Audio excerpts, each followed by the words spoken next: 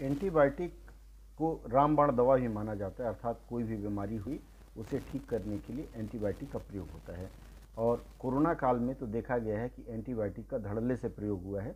बहुत सारे social media में एजिथ्रोमाइसिन जैसे कैप्सूल्स या टैबलेट्स का प्रचलन भी बढ़ा है और इसे लोग स्वयं भी दुकानों से जाकर के खरीद के खाते रहे हैं।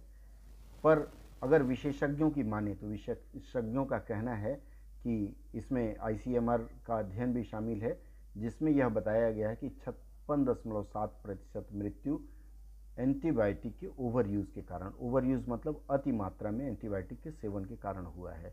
और आजकल जो एक ब्लैक फंगस और वाइट फंगस फिर येलो फंगस की बीमारियां चल पड़ी है, उसके बारे में भी विशेषज्ञों का मानना है कि अति मात्रा में जिंक का सेवन, जिंक जितना अधिक सेवन कर रहे हैं उसके कारण भी यह बीमारी बढ़ने की आशंका बढ़ गई है और इससे लोगों को बचना चाहिए। इसके पहले आप लोगों ने सुना होगा एक सुपर बग करके आया था, अर्थात एक ऐसा विषाणु या जीवाणु जो एंटीबायोटिक खा खा के इतना मजबूत हो गया है कि उसके ऊपर किसी प्रकार के एंटीबायोटिक का असर नहीं पड़ता है।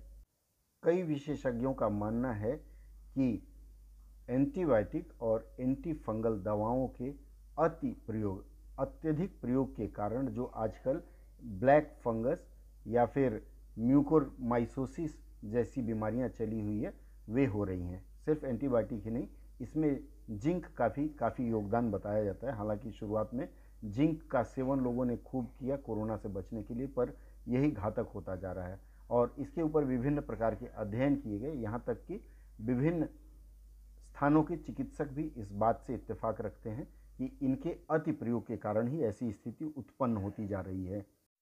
कोरोना काल में अधिकांश चिकित्सक या ये कहें लोगों ने स्वयं भी एजिथ्रोमाइसिन एक दवा है, एंटीबायोटिक है, जिसका प्रयोग करना शुरू किया और खूब धड़ल्ले से हुआ।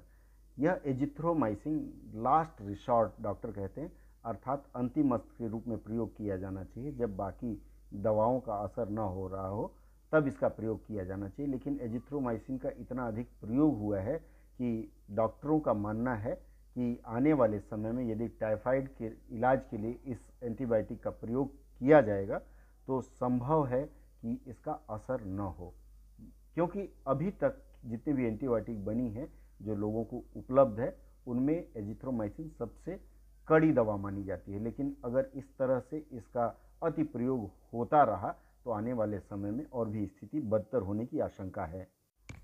इसमें होता क्या है, अत्यधिक मात्रा में एंटीबायोटिक का सेवन करने से या कोई भी इस तरह की दवा का सेवन करने से एक प्रकार से ड्रग रेजिस्टेंस हो जाता है। ड्रग रेजिस्टेंस का मतलब होता है कि अगली बार जब वह दवा आपको दी जाएगी, जो भी इसके बैक्टीरिया या फंगल हैं उन पर यह दवा अप्रभावी होगी, प्रभाव नहीं करेगा।